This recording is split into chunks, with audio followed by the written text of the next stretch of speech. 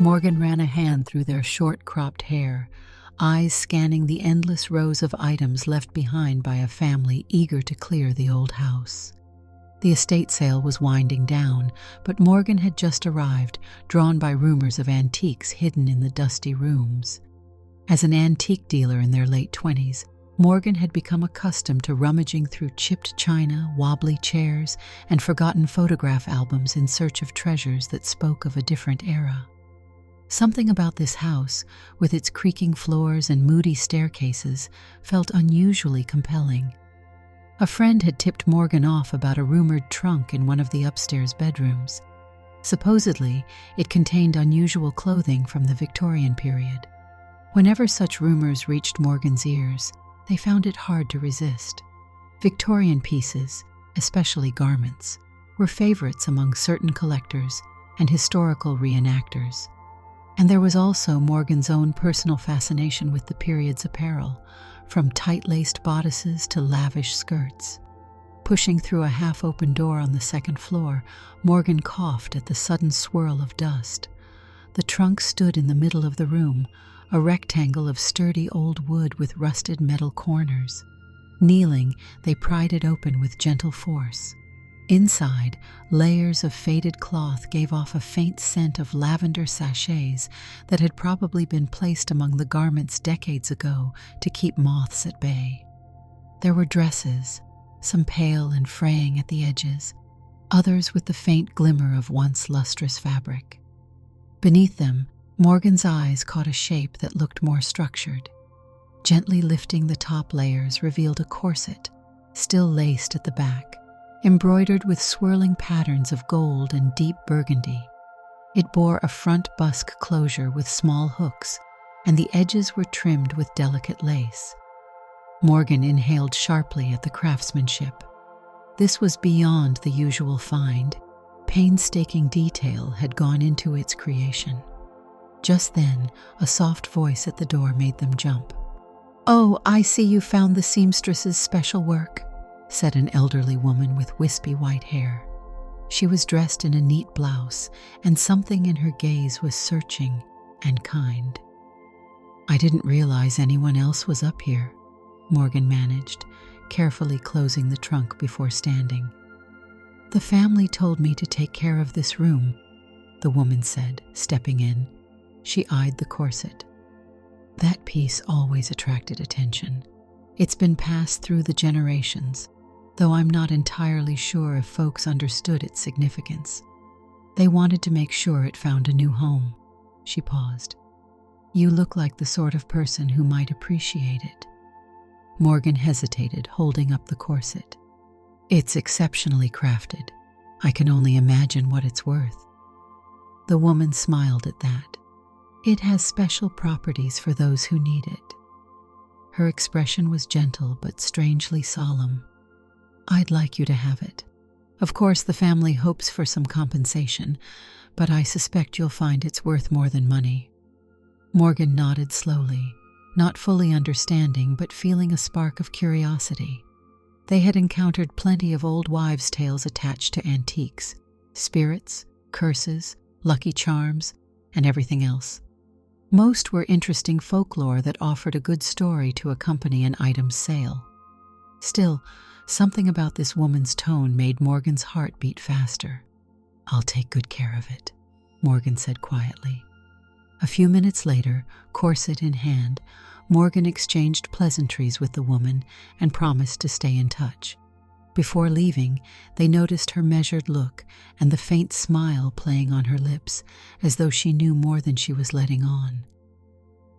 That evening, Morgan returned to their shop, a cozy storefront wedged between a used bookstore and a coffee shop that served the best pastries in the neighborhood. The store's name, Morgan's Curiosities, was emblazoned on the window in a calligraphic font. Stepping inside, they locked the door behind them and flicked on a lamp. Shadows stretched long over shelves crammed with porcelain figurines, decorative clocks, and second-hand jewelry from different eras. Morgan set the corset on a velvet display bust on the counter and circled it. They ran their fingertips along the embroidery, noticing how the design seemed to shift under the low light. For a moment, they thought they saw a gold thread glimmer, but perhaps it was just the reflection of the lamp.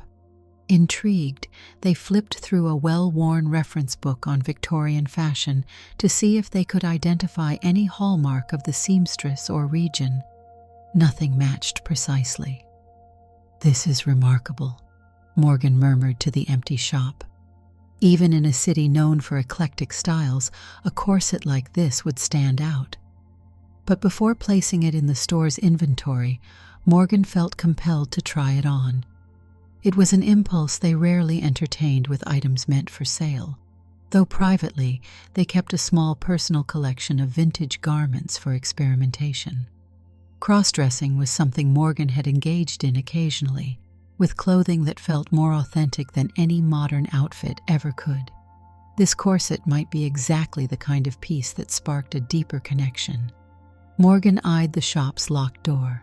The blinds were shut, and the street beyond was quiet for the night. Slipping out of their jeans and t-shirt, Morgan carefully eased the corset around their torso.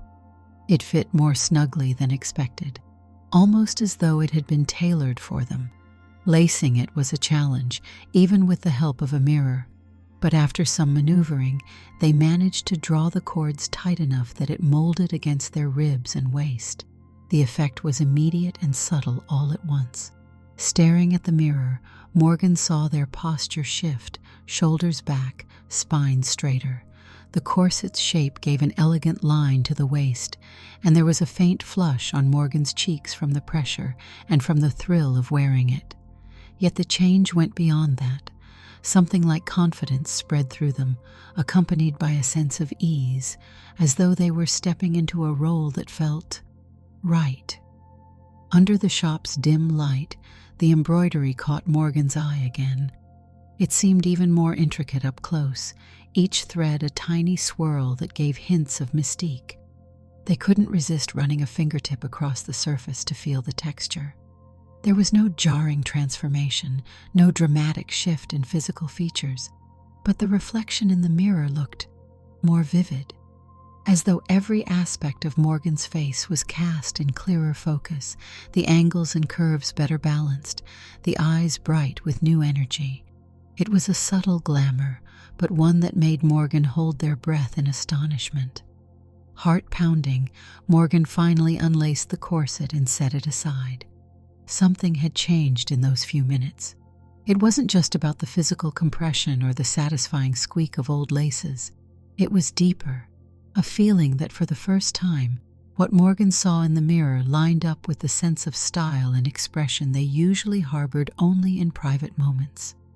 The old woman's words echoed, "It has special properties for those who need it."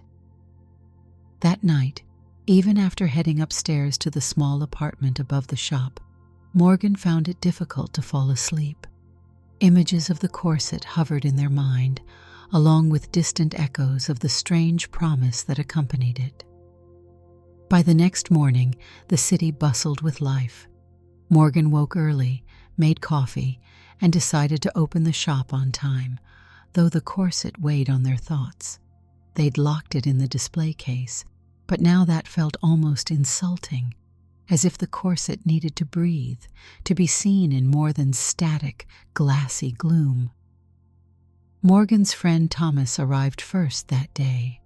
Thomas was around the same age, a fellow antique dealer who specialized in old books, but often swung by for coffee and conversation. With wavy hair and quick wit, Thomas could lighten up any room. "Morgan," he called, stepping in. "Heard you found something special at that estate sale last night." Morgan chuckled. "News travels fast." "You know me," Thomas replied with an easy grin. "I've got an ear for interesting finds. Something about a Victorian corset?" Morgan nodded, leaning against the counter. "It's in the display case, though I'm not sure it should stay there." They unlocked it and carefully lifted the corset out for Thomas to see. Thomas whistled low. "That's incredible. The detail alone. I'm not usually into clothing, but this is a work of art. Are you selling it? I'm not entirely sure yet, Morgan admitted. They rubbed the back of their neck, remembering how it felt wearing the corset. It's different.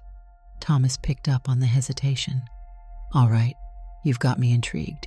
Different how? Morgan considered their words. Let's just say it made me feel more comfortable in my own skin, even if it's only for a few minutes. It's probably all in my head, but it was intense. The seller hinted that it was special. Thomas didn't laugh. Instead, he studied Morgan's face. That's quite a testament. A real transformation or just a feeling? Subtle, maybe a bit of both. I can't fully explain. Thomas set it back onto the counter. Look, you know a good story can up the price, but this isn't just about money, is it? He cleared his throat. We both know what it's like to, experiment with clothing or accessories that speak to how we see ourselves. If it means that much, maybe hold on to it a while. Morgan managed a faint smile. I'm thinking about it. Let me do some research first. Thomas gave a supportive nod. Sounds like a plan. He glanced at the clock. I've got to run. A client is coming by to look at a collection of Victorian postcards. Don't let that corset out of your sight, okay? Morgan promised and waved as Thomas left. Morgan spent most of the morning combing through online databases and old reference books. Eventually, they came upon a few intriguing leads. A seamstress named Mariana Fitch had operated in the mid-1800s, rumored to be not just skilled with needle and thread, but also a purveyor of arcane arts. Little was documented except for scattered rumors in diaries of local women. One intriguing snippet read, Mariana's creations hold mirrors to the soul. Another claimed she was run out of town when people suspected her of witchery. Every mention, though cryptic, hinted that Mariana crafted garments for those who yearned for a sense of wholeness, as if the piece would reflect back the wearer's innermost wishes. The repeated references to mirrors to the soul made Morgan's heart hammer in anticipation. Could that corset be one of Mariana's? The swirling gold and burgundy embroidery matched a vague description in a century-old letter. That letter recounted how a garment gave its wearer a mysterious magnetism. Morgan closed the old book with a soft thud. Leaning back, they gazed at the corset resting on the counter. The subtle glamour, the old woman's warning, the rumors surrounding Mariana Fitch, everything fit too well to be a coincidence. Late in the afternoon, a customer arrived, a young man named Felix, who often stopped by looking for vintage hats. He had short hair dyed teal, a nose ring, and a habit of bounding into the shop brimming with excitement. "Morgan!" Felix called. "I've been saving up for a dapper top hat from the late 1800s. Any new arrivals?" Morgan chuckled and steered him to a corner of the shop. "I have two in decent condition. Take a look." While Felix tried them on in front of a tall mirror, Morgan hovered behind the counter. Then Felix's eyes drifted to the display bust with the corset. "That is gorgeous," he breathed, stepping closer. "I have a costume event coming up, some kind of Victorian-themed night at the club. Think that corset would pair well with a black jacket? I want to push boundaries." Morgan paused. "It's definitely a one-of-a-kind piece." They hesitated, uncertain about simply selling it. There was a pang inside, remembering the rush of wearing it. Yet Felix looked transfixed. "You can try it on if you want," Morgan heard themselves say, surprising even themselves. Felix clapped his hands. "Really? Right now?" Morgan gestured to a small changing area behind a folding screen. "Sure, let me help you lace it up." Felix changed out of his t-shirt, standing there in sleek black pants, arms crossed in anticipation. Morgan carefully wrapped the corset around Felix's torso. It was a slightly snug fit, but once they finished, Felix stepped around the screen to the larger mirror. The effect was immediate. Felix's stance went from playful to poised. Even his expression seemed more composed. Though his frame was different from Morgan's, the corset somehow fit as if it had been made to accommodate many shapes, gently accentuating the waist. "It's gorgeous," Felix said, voice quieter than usual. He seemed to examine himself in the mirror with a mixture of awe and reflection. "I feel in command, like the rest of the outfit doesn't even matter." Morgan observed the faint shift in Felix's posture, shoulders tilting back with confidence. The corset was undeniably enchanting. They bit their lip, torn between a sense of wonder at seeing Felix so comfortable and that lingering idea the corset might not be an ordinary item to pass along. Felix ran a hand over the embroidery. "I can't afford something like this right now, though. If you ever decide to rent it out, or if you do lay away, let me know." He gave a hopeful smile. Morgan forced a polite laugh, though their mind was elsewhere. "I'll think about it. Definitely come by again soon." Felix changed back into his t-shirt.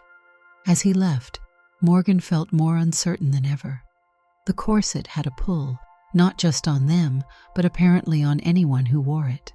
A subtle sense of empowerment, a reflection in the mirror that aligned more precisely with the person beneath the clothes. A few days later, news of the enchanted corset quietly spread among some of Morgan's customers in the local LGBTQ+ community. It began when Felix mentioned it to a couple of friends, who in turn whispered about it in safe spaces around town. Soon enough, Morgan received requests from people wanting to visit the shop just to see if the rumors were true. Some had heard that the garment was rumored to be a relic from a centuries-old seamstress rumored to be a witch. Others only knew that it transformed your confidence. The attention was sudden and a bit overwhelming. One Thursday afternoon, Morgan was helping a regular customer when they noticed a group of 3 visitors hovering by the window, peeking in. When Morgan beckoned them inside, they introduced themselves shyly. Each looked nervous, yet determined. "I'm Irene," said the first, a tall individual wearing a well-tailored suit. "I heard about your corset from a friend. Is it really as special as people say?"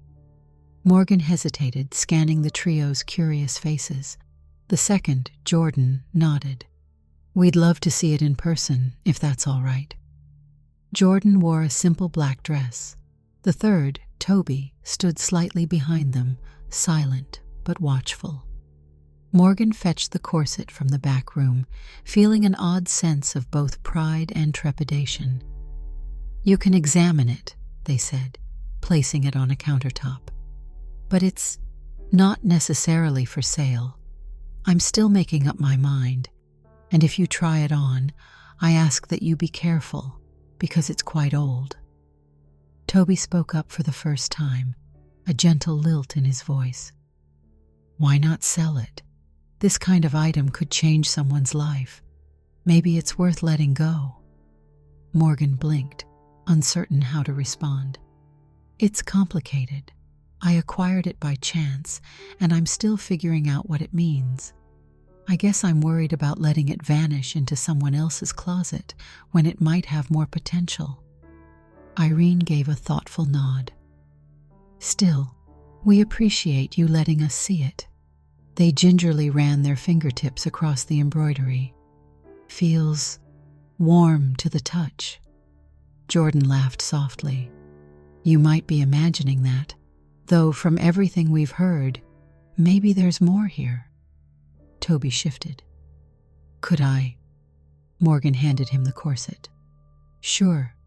There's a screen over there." Toby, with a nervous glance, slipped behind it. Irene and Jordan drifted around the shop, admiring other antiques. Moments later, Toby stepped out. Even from a distance, Morgan could see the transformation in his bearing. He wore a simple sweater and jeans, but the corset beneath the sweater smoothed his figure, highlighting the gentle curve at his waist. Toby's cheeks were flushed, but he wore a soft smile. He walked to the mirror, paused, and stared. Jordan sighed, eyes bright with empathy. Wow, you look happy. Toby's voice quivered slightly.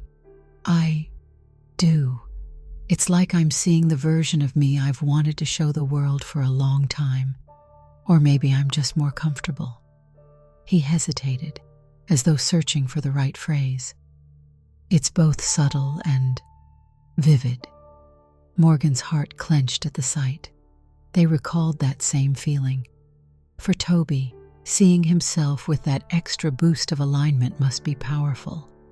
It was as though the corset offered a new angle, letting Toby see who he truly wanted to be.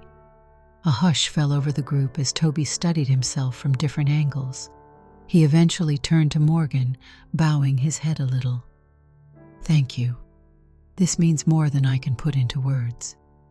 Carefully, he stepped back behind the screen, unlaced the corset, and emerged holding it with reverence. Morgan accepted it back. I'm glad you got to try it. Irene smiled. This piece is going to cause a stir. You realize that, right? So many people would benefit from something that helps them stand taller. Morgan nodded slowly. That's what I'm coming to realize. They stayed for about an hour, browsing the shop, chatting about other antiques. Eventually, the trio thanked Morgan and left, each looking introspective. Word continued to spread, and more people visited the shop.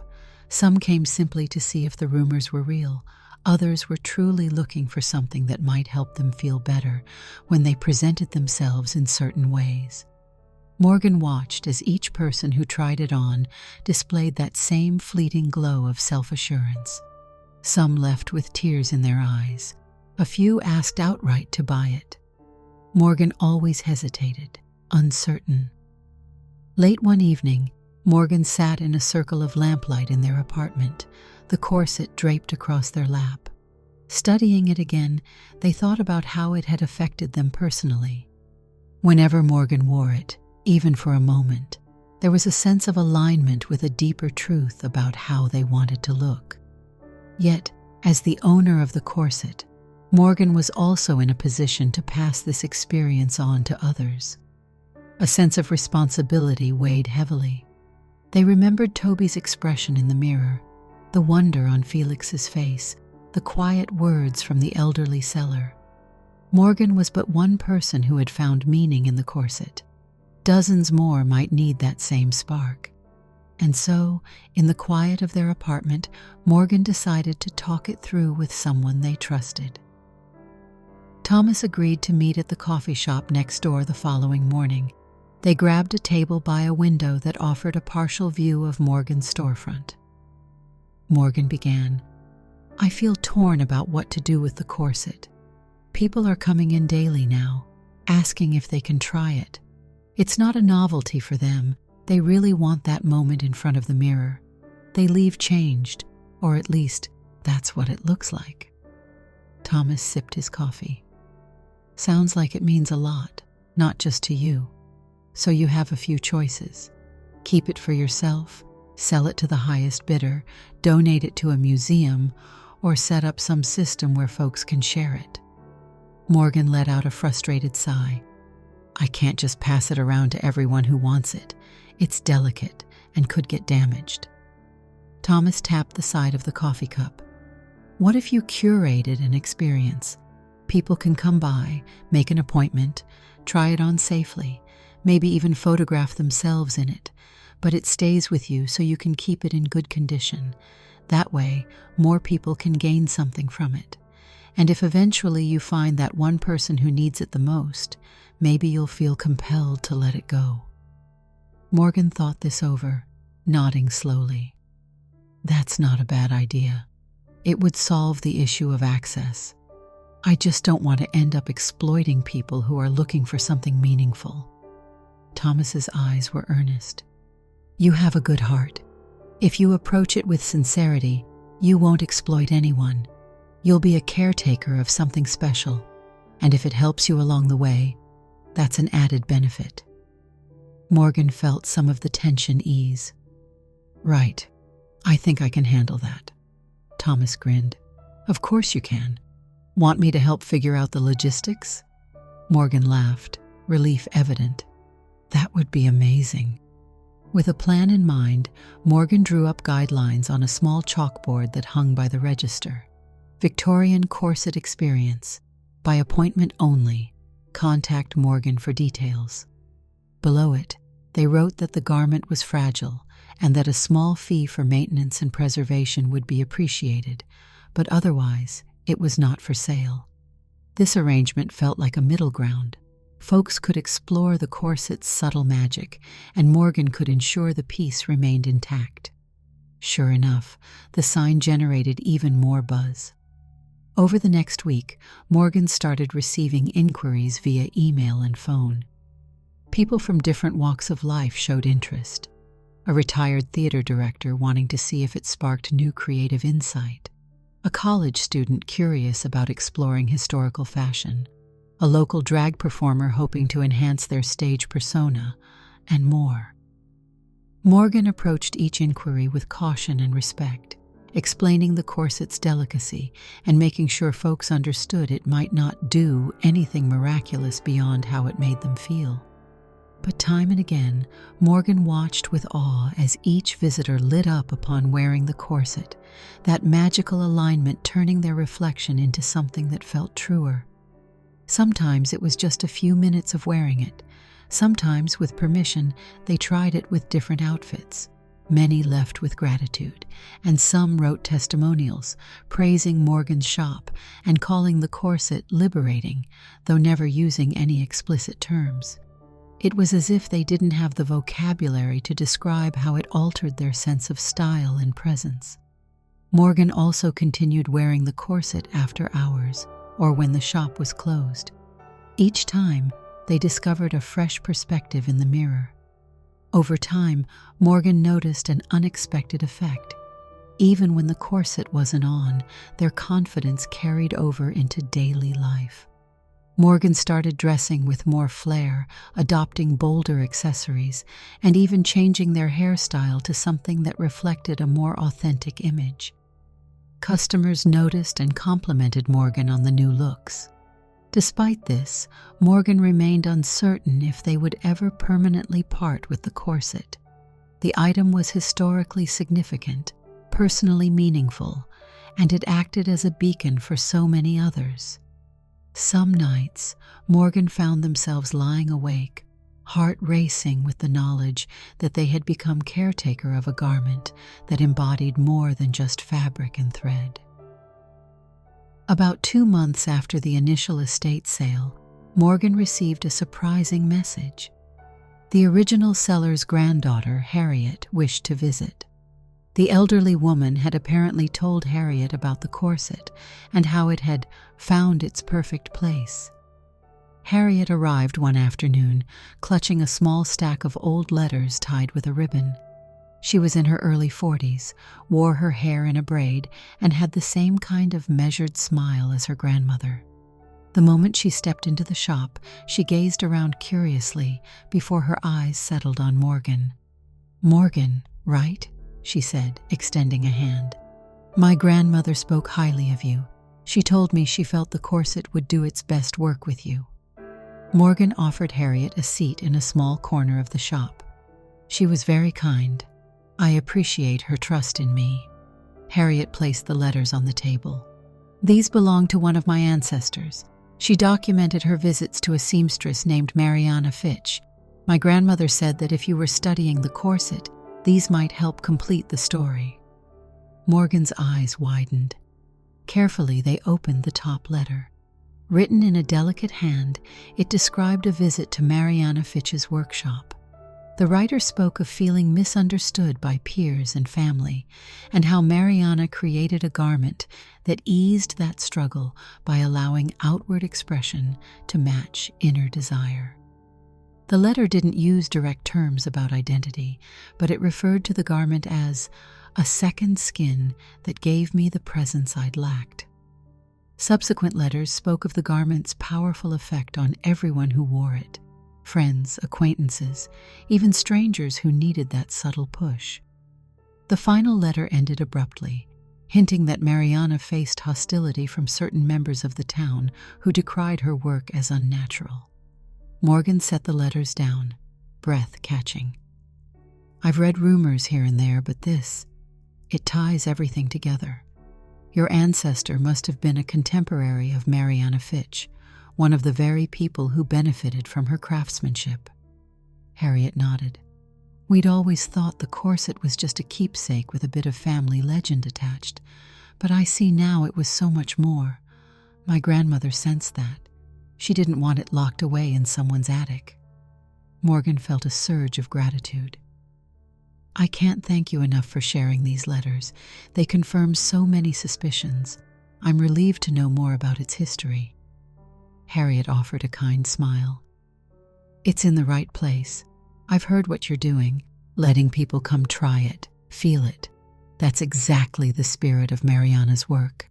She pressed her palm over Morgan's.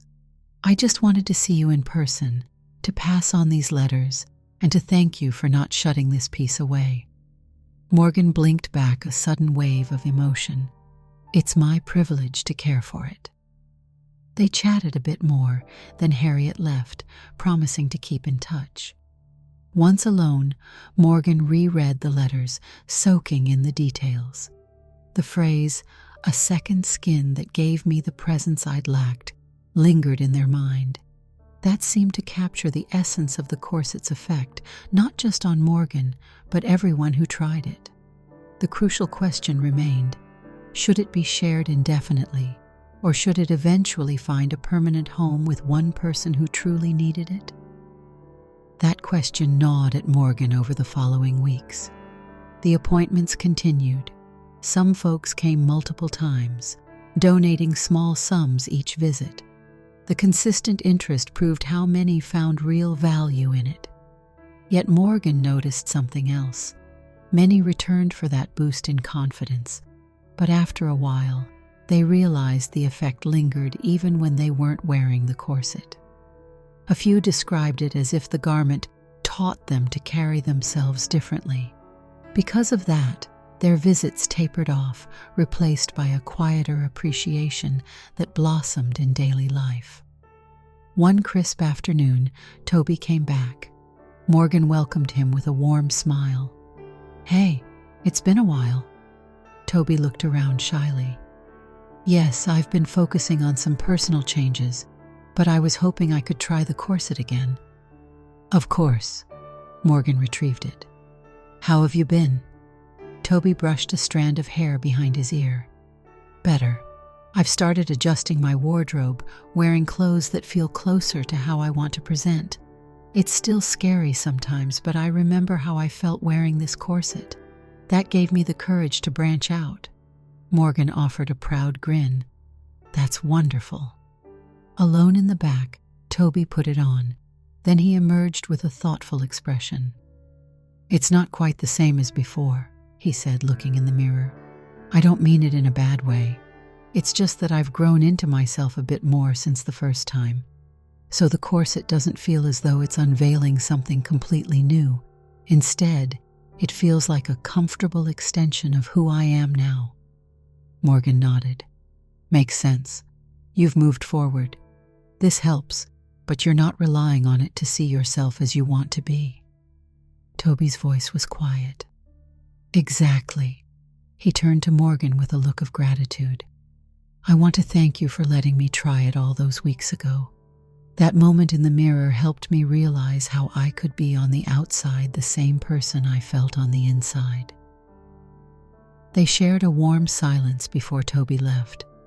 Morgan was struck by how the corset had lost none of its enchantment, yet people's relationship to it shifted as they moved forward in their own journeys.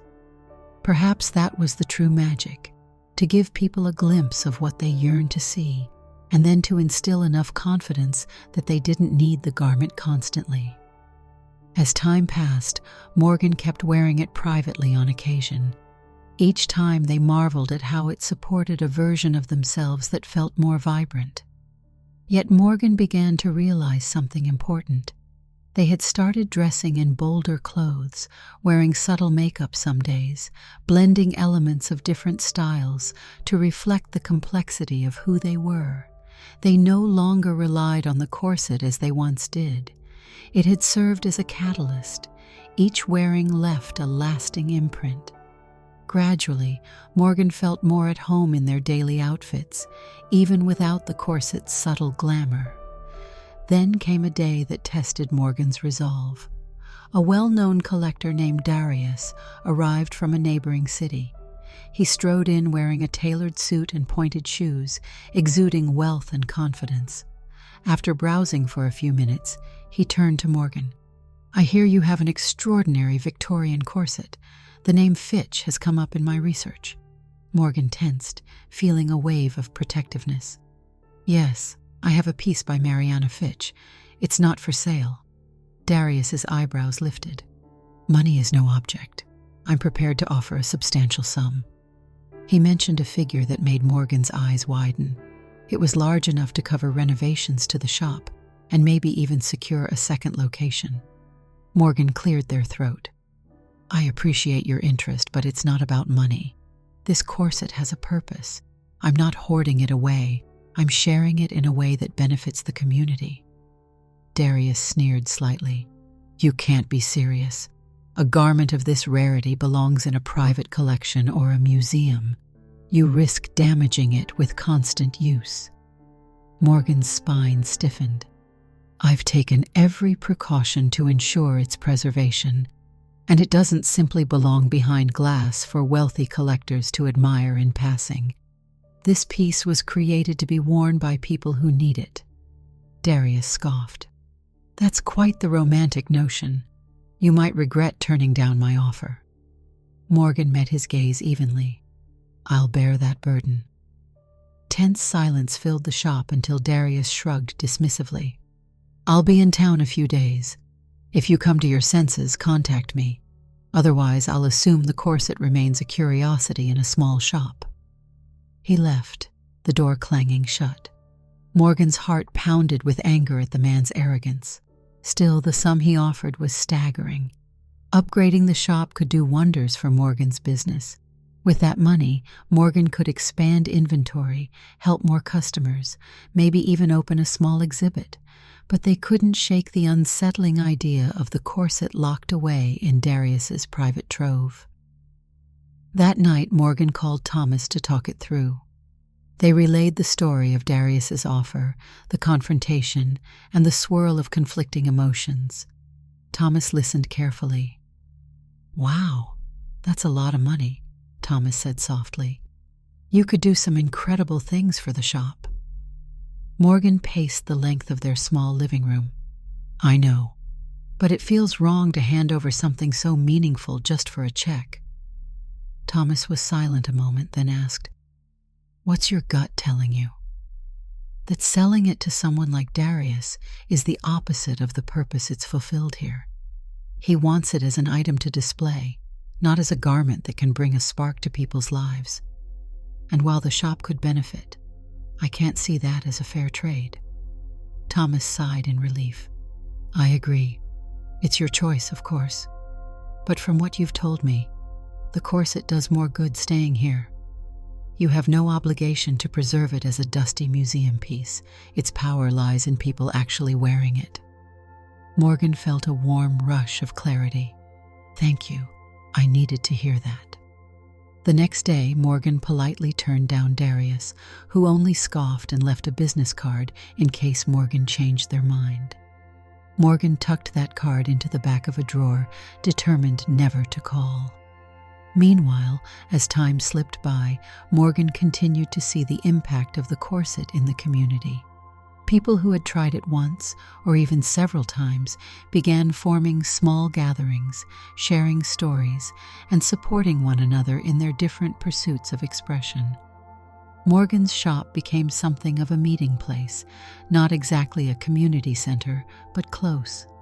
The role felt natural and rewarding. One evening, Harriet's grandmother dropped by quietly. She was frailer than Morgan remembered, walking with a cane. She offered a kind smile. "I wanted to see how the corset's been doing. My granddaughter told me you've made it a special feature."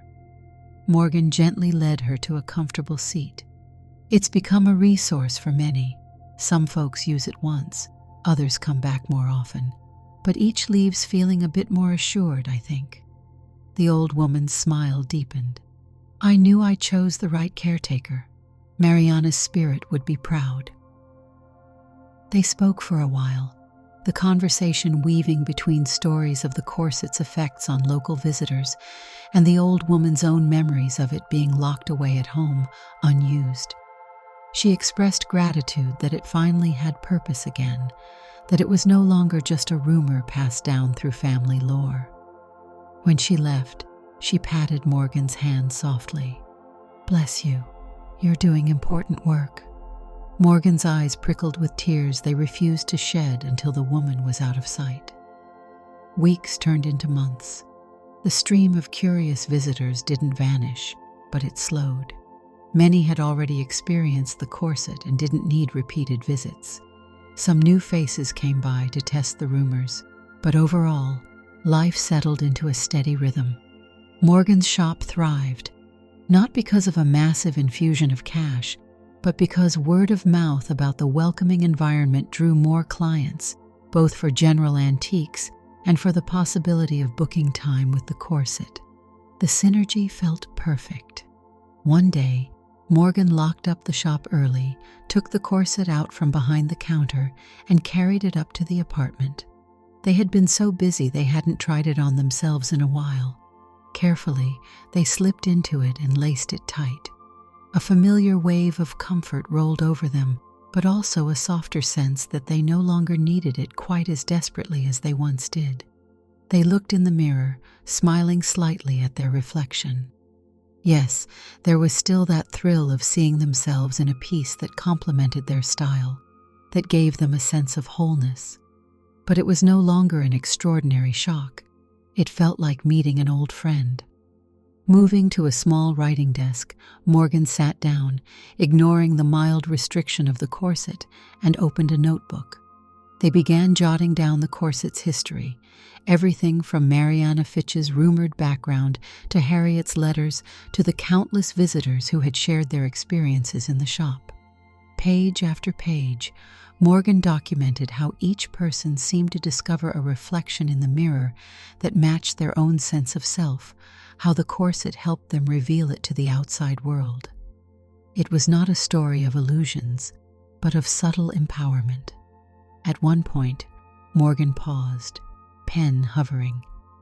They realized that in writing down these accounts, they were ensuring that the corset's narrative would outlive any single owner. Perhaps someday, the cloth and thread would wear out completely. No antique lasts forever. But if its story were preserved, maybe that essence, Mariana's gift, would continue to inspire others. A sense of peace swept over Morgan at this thought. That night, after unlacing the corset, Morgan carefully wrapped it in a protective cover. Their final glance at it before sleep was filled with gratitude.